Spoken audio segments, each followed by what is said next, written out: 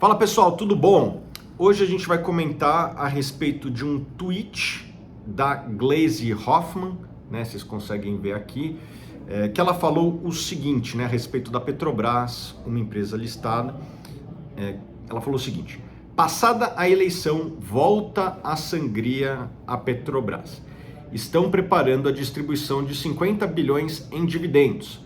Não concordamos com esta política que retira da empresa sua capacidade de investimentos e só enriquece o acionista. A Petrobras tem de servir ao povo brasileiro. Bom, eu vou falar um pouco a minha visão. Junto comigo aqui está o João Daronco. Certo, João? Tudo bom? Certo, tudo bem, Thiago. Que é analista aqui na Suno. Bom, vamos lá. Passada a eleição, volta a sangria a Petrobras. Estão preparando a distribuição de 50 bilhões de dividendos. Realmente, a empresa deve pagar um dividendo, ela tem pagado dividendos. Por quê? Porque ela é lucrativa. A Petrobras está sendo bastante lucrativa. Pagar dividendos não é sangria, né? A Vale paga dividendos, os acionistas estão felizes, os bancos pagam dividendos. As empresas saudáveis têm essa característica, elas pagam dividendos.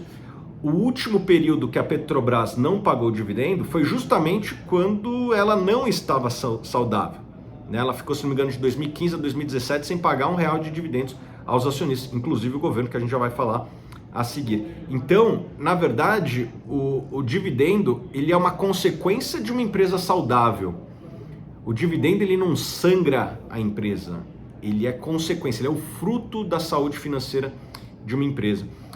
Não concordamos, a segunda parte aqui da frase dela, não concordamos com essa política que retira da empresa capacidade de investimento e só enriquece o acionista, os acionistas, né?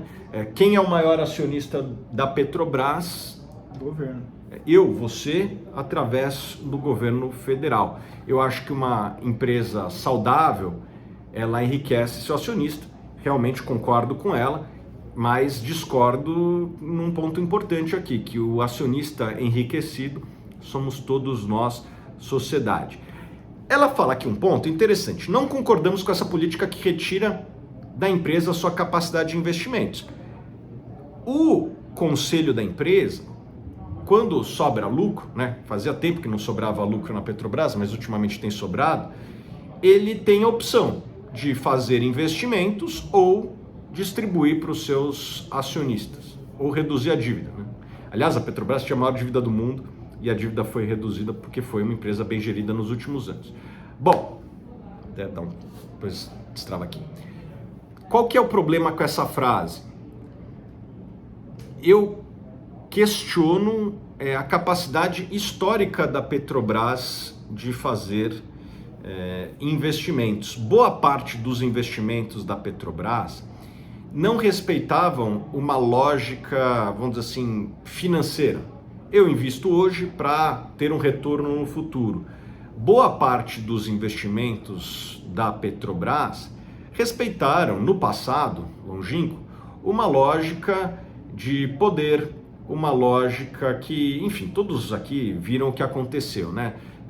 Faziam refinarias superfaturadas, né, que custavam muito mais do que deveriam custar, e isso aqui ia para as empreiteiras e com uma espécie de rebate para grupos políticos, né? Na hora que a Petrobras paga dividendo para os acionistas, realmente ela perde capacidade de investimentos como esse, né? O que eu acho bom como brasileiro, como acionista de Petrobras. A dúvida é aqui: nós, como sociedade, como acionistas individuais que somos, nós queremos o quê? Que ela pague dividendos para nós e assim nós decidimos o que vamos comprar com esses dividendos, ou deixar na mão do conselho da Petrobras, que nós não sabemos ainda quem serão os representantes, decidir como será essa alocação de capital, né? Ainda não sabemos qual será a configuração do conselho novo da Petrobras. Já tem alguns nomes relacionados, inclusive ao próprio PT, para a presidência da Petrobras, né?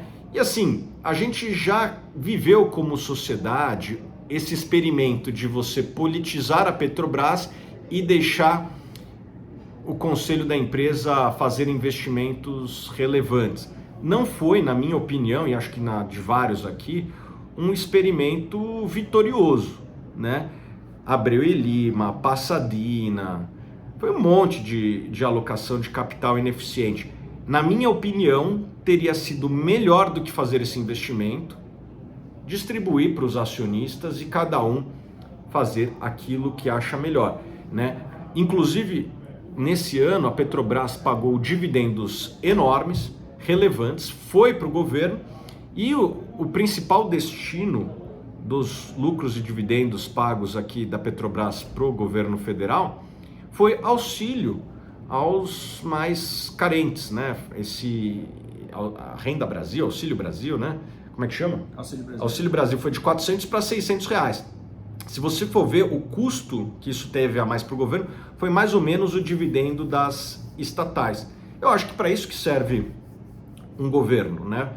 Ter empresas ali que se são estatais, sejam saudáveis, paguem dividendos, e nós aqui como sociedade decidimos, através do presidente, através do Congresso, como aplicar esses recursos. Eu acho que ajudar os mais necessitados é mais inteligente do que construir refinaria superfaturada, na minha opinião. Gostaria de saber a opinião de vocês. Ah, Thiago, desta vez vai ser diferente, né? Beleza, eu acho que é um voto de confiança que parte da sociedade brasileira deu para este governo. Mas eu, como acionista, prefiro deixar na minha mão o capital e eu decidir o que eu vou fazer, comprar outra ação, quem sabe até da Petrobras, do que deixar na mão de uma estrutura que a última vez que foi montada seguindo esse modelo teve resultado questionável. O que você acha, João? Eu concordo plenamente. Eu acho que existem várias empresas no mundo e de diversos setores que eles pecaram em fugir do seu círculo de competência e fugir do core business, né? A Petrobras, nos últimos anos, ela voltou muito para o que suporta a companhia, que é a questão da extração com lifting cost muito baixo. Isso eles são muito bons. E isso eles são muito bons, tá? E é por isso que eles têm as melhores margens do mundo, porque o custo deles é muito baixo, né? E quando a gente pega uma empresa como a gente está falando de custo, basicamente, que é o custo que você consegue controlar, o preço é o mercado que dá. Então, o que eu vejo para a Petrobras? Né? Nos últimos anos ela vendeu muito ativo que não era core, que eu achei uma decisão acertada, para focar no core business. Agora, até com esse tweet, me parece que ela deve voltar a focar em ativos que não são core. E aí me preocupa muito por uma questão de uma diversification, que é aquela diversificação que não gera valor, né? Que é o que aparenta, assim, tem a intenção aqui por trás desse tweet. Guardar o recurso para poder fazer investimentos que convenham e muitas vezes não gerar valor para a empresa olhando para o financeiro.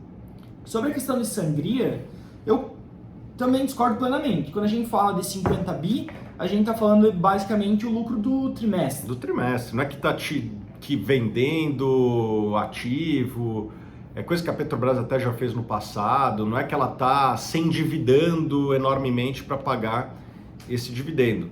Esse dividendo de 50 bilhões é muito próximo ao lucro do trimestre, né?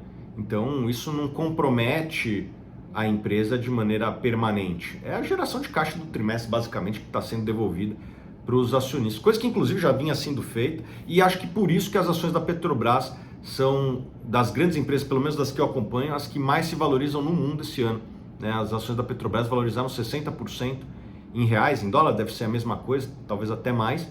Acho que poucas empresas no mundo valorizaram isso. E a Petrobras foi uma das que mais se valorizou no mundo, muito por conta desse alinhamento da gestão com os acionistas. Bom, outro fato aqui, só para terminar, que me preocuparia, não estou dizendo que é o caso, mas é uma leitura possível, né? O dinheiro que fica dentro da Petrobras, quem determina a alocação é o conselho. Então, imagina que tem algum acordo político de bastidor, do tipo, me apoia aqui nesta região, governador, que eu construo uma refinaria depois na sua região. Isso é muito fácil, entre aspas, de fazer dentro do conselho, Por quê? Porque quem controla o conselho é a Petrobras, aliás, desculpa, é o governo federal, né? Os acionistas minoritários que têm representantes no conselho podem votar contra. Então, vamos construir aqui uma refinaria nesse estado do Nordeste que o governador nos apoiou na eleição. O máximo que dá para o acionista minoritário fazer é, através do seu conselheiro, né, votar contra. Vai ter lá alguns votos contra, né? Você contra, beleza, minoritários, obrigado, agora chegou a nossa vez de votar, você é eleito por nós, a favor, e daí quem ganha é sempre o controlador, no caso o governo federal. Pronto, aprovado, o máximo que vai acontecer é constar em assembleia, né, constar na ata da assembleia que os minoritários votaram contra, né? E o projeto vai seguir em frente, né? Além disso, pode ser sempre que tem aquele ajustezinho de capex, né? Como a gente já viu, né? Os investimentos saindo mais caro do que o orçado. Espero que dessa vez não aconteça isso, se acontecer investimentos relevantes. Quando a Petrobras, ao invés de fazer investimentos, ela retorna capital para o acionista, no caso o governo federal, isso aí entra no orçamento. E a margem de manobra do governo federal é muito pequena. Por quê? Porque ele tem que aprovar junto com o Congresso e com o Senado as coisas de orçamento. E a gente sabe que o PT, né, que foi o partido que ganhou a eleição presidencial, não tem maioria na Câmara. Então, tira liberdade do PT na alocação de capital à distribuição de dividendos, né? Não sei se foi por isso que a Glaze está revoltada com essa distribuição de dividendos, mas o fato é, na hora que os dividendos saem da Petrobras e vão para o governo federal, a margem de manobra do presidente é muito menor. Concordo, eu acho que o investidor tem que ficar bastante de olho nisso, porque dependendo muito da personagem que fala, sempre tem viés por trás, né? Ninguém vai deixar explícito qual é a sua intenção, e o investidor que tem bastante cuidado e esse discernimento de o que realmente está acontecendo e por que está acontecendo, e o que está acontecendo recentemente é focado em gerar valor para os acionistas, e como a gente já mencionou, 28% de todo o dividendo distribuído vai para o povo brasileiro, né? O maior acionista é o governo federal, e aí isso acaba trazendo para a população brasileira, para todos nós, para o Thiago, para mim, para você, né? Quem ganha são todos nós. Então, uma empresa saudável que distribui bons dividendos, é bastante natural que isso aconteça. A gente tem muito exemplo na Bolsa de boas pagadoras de dividendos. Não é por isso que acontece sangria, não é por isso que a empresa vai quebrar. Ainda mais quando ela está num momento muito saudável, como ela está, num ciclo muito bom como ela está. Assim como tem empresas que retêm todo o lucro e beleza, uma Berkshire Hathaway, um Google, são empresas que não distribuíram muitos dividendos. Algumas dessas empresas que eu citei não distribuíram nenhum, né? A Berkshire Hathaway nunca pagou dividendo, o Google também nunca pagou dividendo, né? E eu não vejo problema. Por quê? Porque o Warren Buffett sempre foi um ótimo alocador de capital, né? Eu talvez prefira $1 na mão dele do que na minha, porque realmente o cara é muito bom. A Glaze Hoffman, o PT, eles precisam, entre nós aqui, reconquistar a confiança de que possam ser um Warren Buffett na alocação de capital, coisa que eu acho que vários acionistas questionam a capacidade dessa possível nova gestão de alocar capital. Obrigado, João. Obrigado, Thiago.